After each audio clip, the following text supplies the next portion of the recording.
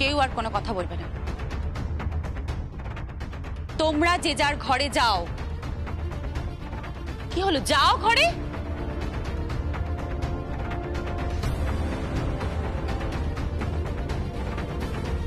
আপনার দীপাবলির গিফট দেওয়া হয়ে গেছে?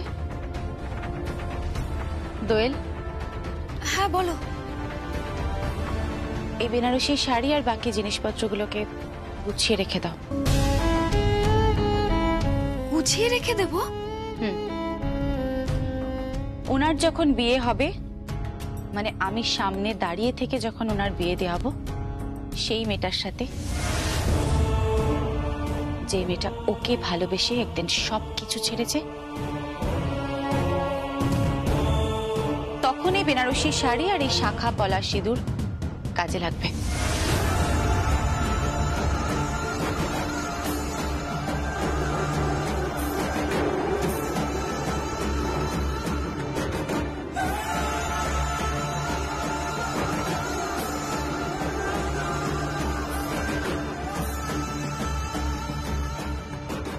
আর আমাদের তরফ থেকে আপনার জন্য একটা দিওয়ালির গিফট আছে।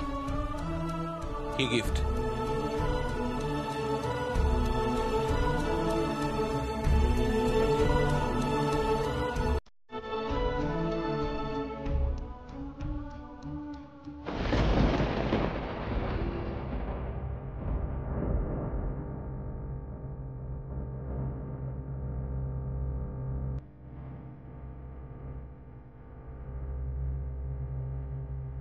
তোমার দাদার মাথায় ছুঁয়ে দিও, প্রয়োজন পড়বে।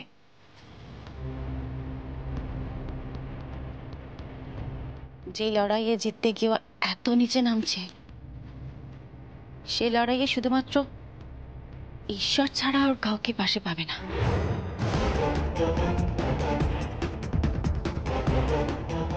তাই এই আশীর্বাদী ফুলটা ওর প্রয়োজন পড়বে।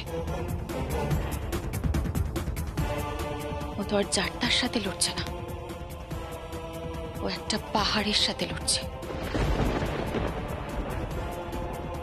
জীবনেও জিততে পারবে না, জীবনেও না। তুমি কেন কেন এটা বুঝতে পারছো না ঐশানী, যে আমি তোমাকে ভালোবাসি? তুমি কেন এটা বুঝতে চাও না বলো তো? এত বছর ধরে আমি তোমাকে বলে আসছি যে আমি তোমাকেই ভালোবাসি। তুমি কেন বুঝতে পারছো না এটা ঐশানী? দেখে ছাড়ো, সব কথা ছাড়ো। তোমাকে এক্ষুনি আমার সঙ্গে যেতে হবে, এক্ষুনি আমার সঙ্গে যেতে হবে। আমার একটা নতুন শোরুম খুলছে, ওপেন হবে।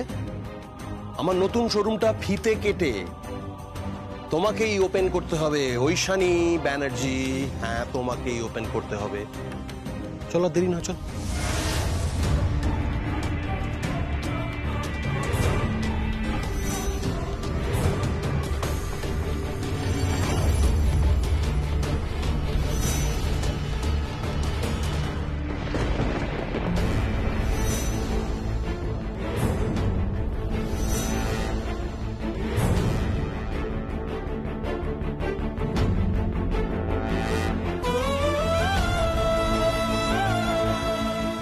এই যে মহিলা আছেন না, প্রত্যেকটা পদে পদে আমাকে বাঁচিয়ে রেখেছেন। শুধুমাত্র ওনার জন্যই আমি এই বাড়িতে টিকে আছি।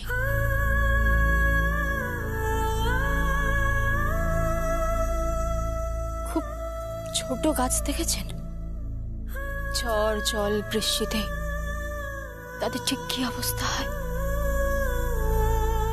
আমার অবস্থাটা না অনেকটা সেরকম। তো হাত দিয়ে আমাকে আড়াল করে রেখেছে সব দুর্যোগ থেকে, খুব যত্ন করে। তাই ওনার হাতে হাত দেওয়ার আগে আমাকে অতিক্রম করতে হবে।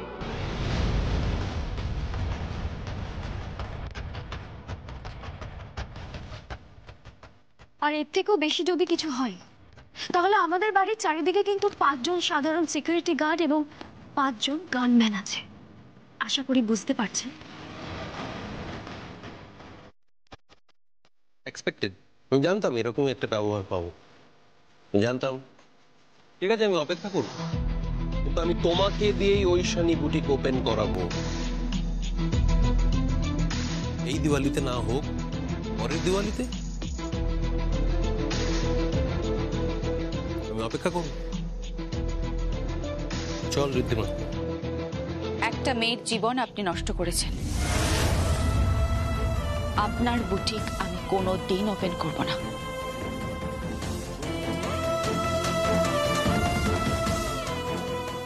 আর যার জীবন নষ্ট করেছেন সে আমার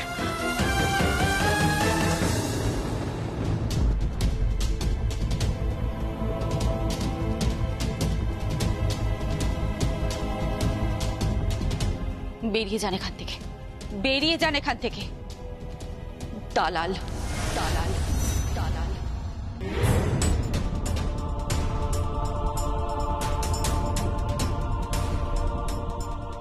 দালাল,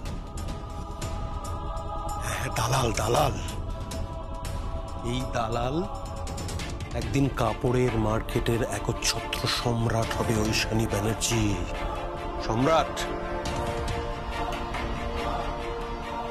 এটা আমি বলে রাখলাম। হ্যাঁ, সম্রাট হবে।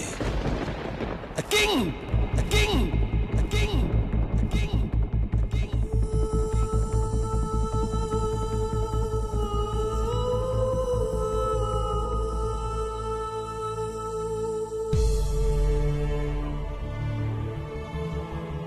আপনি কার কথা বলছিলেন? উনি কার জীবন নষ্ট করেছেন? আর আর তিনি আপনার কে হন?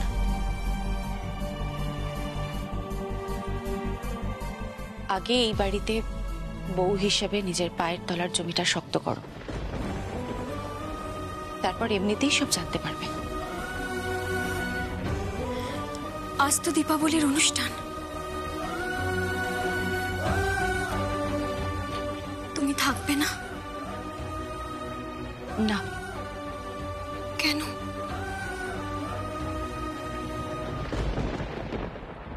আমার কিছু ভালো লাগছে না।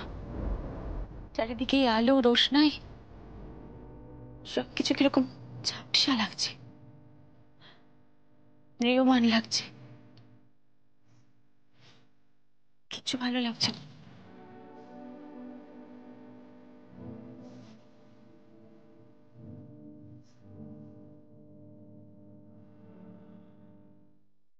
কেন উনি এরকম বলে গেলেন? সবেতে এসেছো প্রিয়,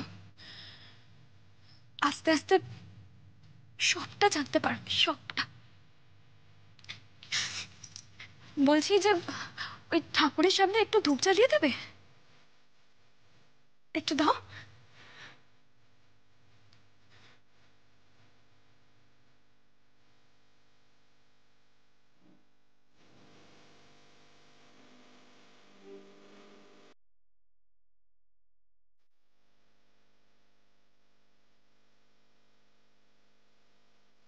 কি আড়াল করছিস বলতো আমাদের থেকে? কিচ্ছু না, কিচ্ছু আড়াল করছি না।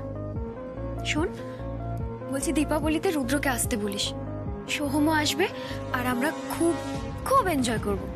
হাসিতে খুশিতে এই বাড়িটা ভরিয়ে দেবো, কেমন? বুঝেছিস? চল আমার সাথে, আয়।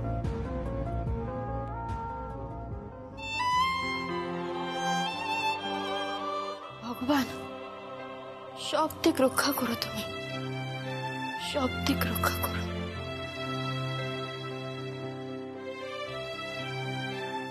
আমিও দিওয়ালিতে একজনকে শাড়ি গিফট করেছি।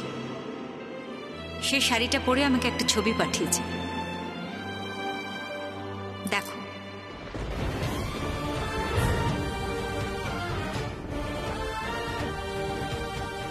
সংকল্প বলল একটা শাড়ি পাঠিয়ে দি, খুব ভালোবাসে তো। ভগবান, আমার দিদি কেন এরকম করলো?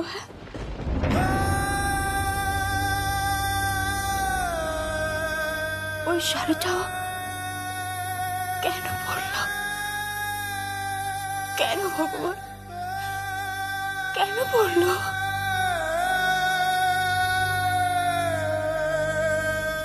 এই নাও, এই নাও, এই নাও, এই নাও।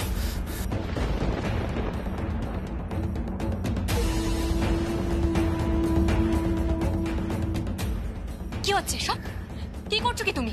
শাড়ি, এক্সপেন্সিভ শাড়ি, খুব দামি দামি শাড়ি আছে তোমার জন্য। তোমাদের জীবনে শাড়ি গয়নায় সব না, ভালোবাসার কোনো মূল্য নেই। তূর্ণ, এসব কি বলছো কি তুমি? আমি তোমাকে ভালোবাসি তূর্ণ। যদি আমাকে ভালোবেসে থাকো তাহলে সংকল্পের পছন্দ করা শাড়ি তুমি পরো কি করে? সংকল্পের পছন্দ করা শাড়ি আমি পরিনি। কতবার বলবো তোমাকে পরিনি আমি? কেন করছো এরকম? বিশ্বাস করো, আমি না জানতাম না এটা সংকল্পের পছন্দ করা শাড়ি। বিশ্বাস করো, আমি জানতাম না। মিথ্যে কথা বলছো তুমি, মিথ্যে কথা বলছো, মিথ্যে কথা বলছো। তুমি ভালো করেই জানো আমি কখনো মিথ্যে কথা বলি না। তাকাও আমার দিকে, তাকাও আমার দিকে, তাকাও।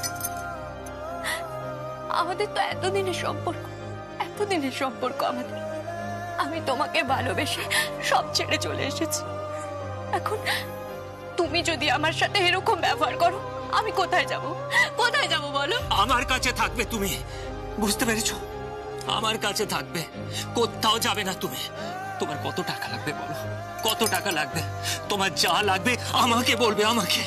এই অঞ্চলের সবচেয়ে ধনী মহিলা হবে তুমি। তোমার যা যা লাগবে আমি তোমাকে কিনে এনে দেবো, আমি তোমাকে কিনে এনে দেবো।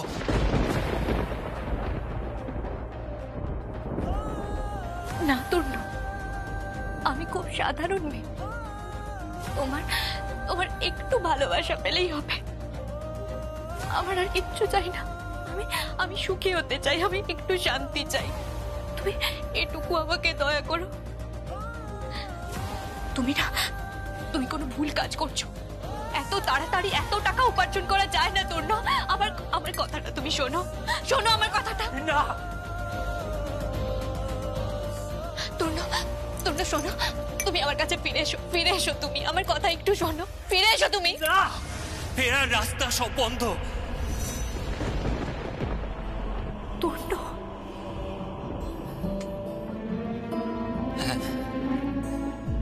হাওয়ায় আগুন লাগিয়ে দিয়ে শূন্যে ছেড়ে দিলে সে কি আর ফিরে আসে?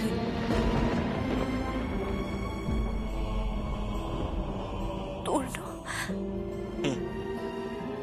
ফিরে আসে শুধু ছাই, ফিরে আসে শুধু ছাই।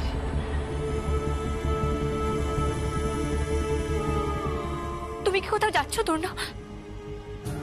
অনেক কাজ আছে, একের পর এক কনসাইনমেন্ট, আর টাকার পর টাকা, টাকার পর টাকা। শোনো তূর্ণ, শোনো আমার কথাটা।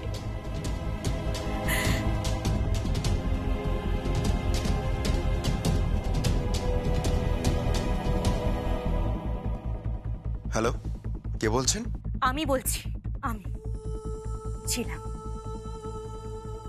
আপনার স্পর্ধা কি করে হয় আমাকে শাড়ি পাঠানোর? শাড়ি? হ্যাঁ, আমি জানি না ছিলাম। সব জানেন আপনি, সব জানেন। আপনার মা আপনার পছন্দ করা শাড়ি আমাকে পাঠিয়েছে। কেন পাঠিয়েছে? কি চাইছেন আপনি? কি চাইছেন? প্রতিশোধ নিতে চাইছেন? আমাদের সংসার ভাঙতে চাইছেন? একটা কথা কান খুলে শুনে রাখুন, আমি আমার স্বামীকে ভালোবাসি।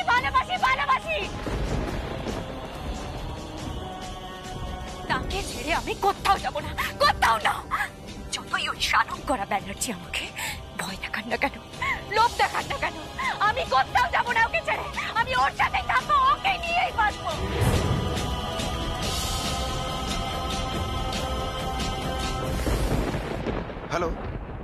হ্যালো, কার ফোন? তোমার দিদির। কি বললো দিদি? কিছু না।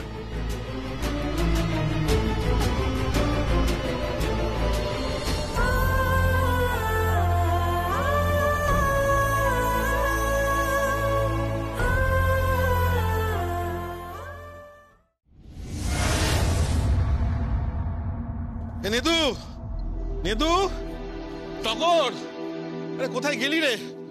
কি হয়েছে কি? এই তো প্রিয়, বলছি ওপরে তোমার ড্যাডার শরীরটা খুব খারাপ হয়েছে, হ্যাঁ হঠাৎ করে। আর এই দেখো না, হার্টের ওষুধটাও ফুরিয়ে গেছে, এখন এক্ষুনি নিয়ে আসতে হবে। কি যে করি বুঝতে পারছি না। কিন্তু বাড়ির সবাই কোথায়? আরে বাড়ির সবাই তো এখন ওই দিওয়ালি অর্গানাইজ করতে বেরিয়ে গেছে। প্রিয়ম বলছে একটা হেল্প করবে, তুমি একটু ওষুধটা গিয়ে নিয়ে আসবে। আমি? হ্যাঁ হ্যাঁ, না না তুমি কোনো চিন্তা করো না, তুমি আমাদের বাড়ি থেকে বেরিয়ে না জাস্ট বাঁ দিকে যাবে, গিয়ে কাউকে জিজ্ঞেস করবে, যে কাউকে রাস্তায় জিজ্ঞেস করবে ওষুধের দোকান দেখিয়ে দেবে। আসলে ড্যাডার শরীরটা এক্ষুনি খারাপ হয়ে গেছে তো। দাঁড়াও, তুমি এটা ধরো, এখানে ওষুধের নাম লেখা আছে, আর এই যে টাকাটা ধরো, প্লিজ একটু নিয়ে এসো না। আমি ওপরে যাচ্ছি, হ্যাঁ ড্যাডা একা তো, ওনার সাথে থাকি, যদি এমার্জেন্সি কিছু হয় আমাকে হসপিটালে নিয়ে যেতে হবে। দেখো এখন দাঁড়িয়ে আছো কেন হাঁ করে, তুমি যাও না প্লিজ। আমি করে যাচ্ছি।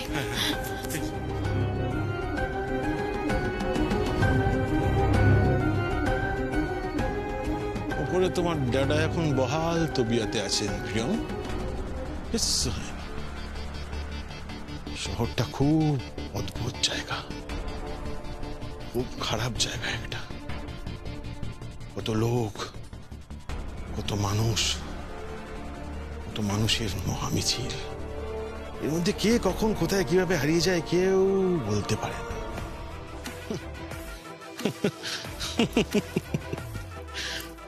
তোকে কেউ চায় না এই বাড়িতে, সংকল্প তোকে চায় না, শালঙ্করা ব্যানার্জিও তোকে চায় না, আর আমি কুশ মুখার্জিও তোকে চাই না।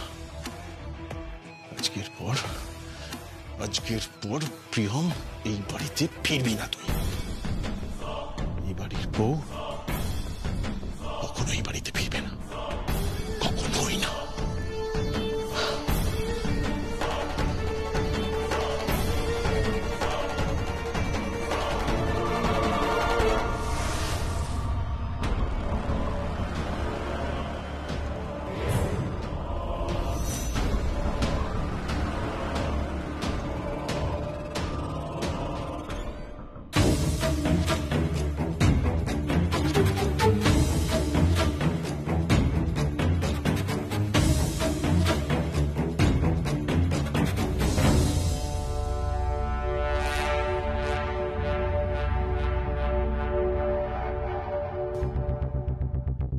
দাদা, এখানে ওষুধের দোকান কোথায় আছে? এই তো আগে গিয়ে বাঁদিকে। আপনি ওষুধের দোকান চেনেন না? না। আসুন আমার সঙ্গে।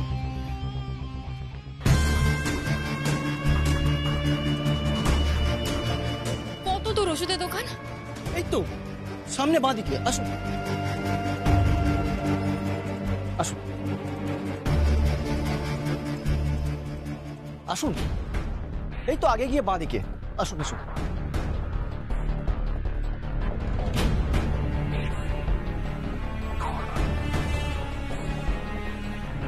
আসুন, এই চলে এলাম কাছে, আসুন।